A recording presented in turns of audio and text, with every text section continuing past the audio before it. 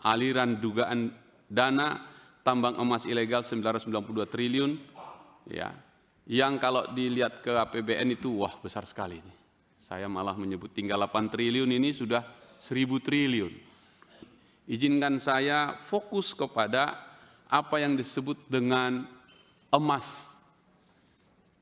Bahkan dalam 1, 2, 3 minggu terakhir muncul diskusi di publik yang tajam, sama dengan Pak Endang saya ingin nanyakan ini, kenapa tidak dijelaskan, yaitu mega skandal tentang, kita sebut itu 992 triliun, yang kaitannya dengan emas, aliran dugaan dana tambang emas ilegal 992 triliun, ya, yang kalau dilihat ke APBN itu wah besar sekali. Saya malah menyebut tinggal 8 triliun ini sudah 1000 triliun. Kami mendukung ini dan mohon dijelaskan dengan baik kepada kita dengan alasan-alasan saya sebagai berikut. Pertama,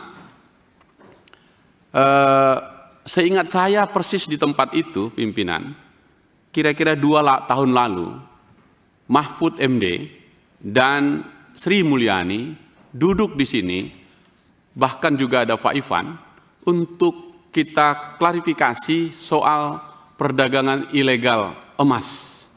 Dan waktu itu seru sekali gitu. Jika salah saya, tolong dikoreksi, kira-kira 339 triliun waktu itu. Nah sekarang sudah menembus 992 triliun. Jadi bukan hilang, tapi makin tambah. Jadi transaksi ini juga kalau data yang kami coba angkat ini adalah ada 185 triliun teridentifikasi langsung dalam jaringan itu, berarti ada distribusi yang orang dan pelakunya, dan rekeningnya juga masuk di pemain besar, bahkan Bung Ipan menyebut 155 triliun dan seterusnya. Tentu ini kita ingin klarifikasi ya, apakah benar itu, dan jejaring ini tidak lokal, melainkan lintas pulau yang terhubung ke pusat pengolahan perdagangan emas di Jawa dan kota-kota besar. Polanya, dana masuk ke rekening perusahaan emas besar di dalam negeri, lalu transaksi ekspor, lalu dana hasil ekspor mengalir ke rekening luar negeri. Ini karena soal intelijen financial, tentu kami ingin menyampaikan ini. Nah, itu data yang kami coba dapat, mohon klarifikasinya, karena kita tadi belum mendengarkan dari Pak Ipan. Nah, catatan kami tentang emas ini besar sekali. Kalau cuma tadi itu kan disebutkan sekitar 992 triliun ya. Indonesia produksi emasnya itu top 10 sedunia, 10 besar dunia, 100 ton per tahun. Besar sekali ini. Cadangan kita 3.600 metrik ton, terbesar nomor 4 di dunia. Besar sekali. Saya senang kalau PPATK tetap masuk ke sini. Produksinya fluktuatif dan cenderung menurun untuk produksi dalam negeri.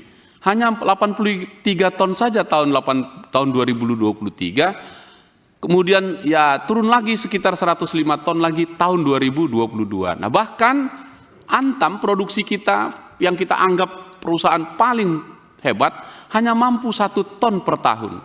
Sedangkan emas Antam, logam mulia itu cuma 43 sampai 44 ton per tahun.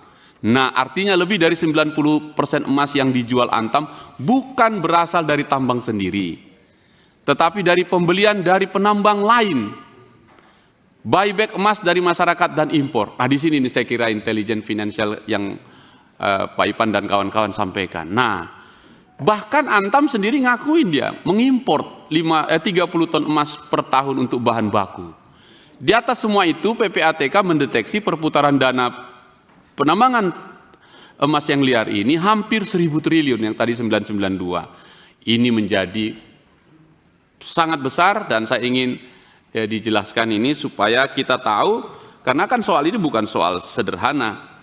Tentu ada wilayah konsesi, ada akses logistik, ada penadah, ada smelter, ada jalur ekspor, dan tentu saja rekeningnya. Apakah Pak Ipan bisa menjelaskan kepada kami rekening yang kaitannya ke jual ekspor, kaitannya pemilik smelter, kaitannya penadah, kaitannya akses logistik, kaitannya wilayah konsesi? Ini bisa dijelaskan. Jadi berarti ada ekosistem emas resmi yang sudah kompleks dan besar, Lalu ada ekosistem bayangan yang nilainya bahkan lebih besar dari banyak sektor formal. Saya ingin memberi dukungan penuh kepada PPATK menuntaskan ini. Karena ini menjadi soal kita yang paling besar.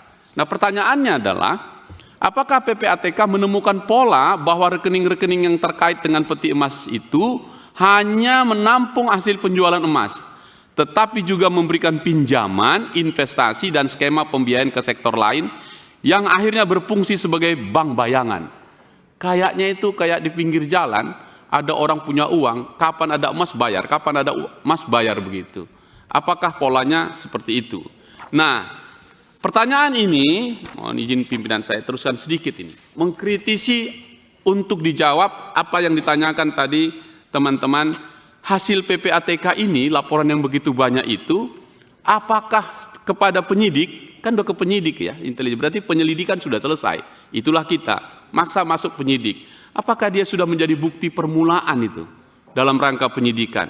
Boleh nggak saya bilang begini Pak Ipan, apakah data itu sekedar pelengkap penderita, atau pembuka kotak Pandora? Saya memilih pembuka kotak Pandora. Karena itu kita ingin dijelaskan berapa banyak yang kita sampaikan, berapa banyak yang di follow up, berapa banyak yang tidak, berapa banyak yang naik kelas, berapa banyak yang tidak naik kelas. Supaya kita dapat tahu caranya PPATK butuh apa lagi dari Komisi 3 ini agar hasil itu baik. Nah, jadi kalau pertanyaan emas yang tadi itu, apakah pikiran PPATK masuk ke sektor ini karena ingin mengatakan ada negara dalam negara yang beroperasi tepat di bawah hidung Republik ini, yang shadow state budget, APBN bayangan, yang dikendalikan bukan oleh Menteri Keuangan, melainkan oleh sindikat kriminal lingkungan. Itukah pikiran teman-teman PPATK turun ke sini? Atau apakah pikiran PPATK ini semacam the golden laundromat? Apa itu modus zombie mining? Karena dia zombie, kita mau masuk. Kalau iya, kita dukung ini. Apakah ini soal capital flight? Dari Indonesia dapat ampas, Singapura dapat emas.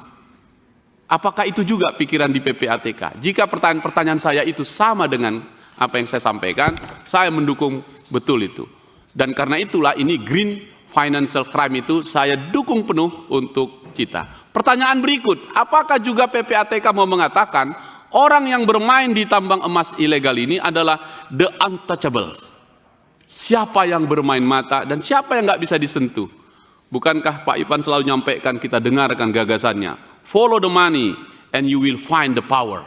Berarti kalau ada uang besar di situ, ada pengendali kekuasaan di situ. Terakhir, dengan gambaran seperti ini, saya ingin memastikan kepada PPATK, kami ingin pimpinan kalau boleh, apakah PPATK berkenan membongkar seluruh data ini dalam rapat panja penegakan hukum sektor sumber daya alam yang dimiliki Komisi 3 pada waktu yang akan datang.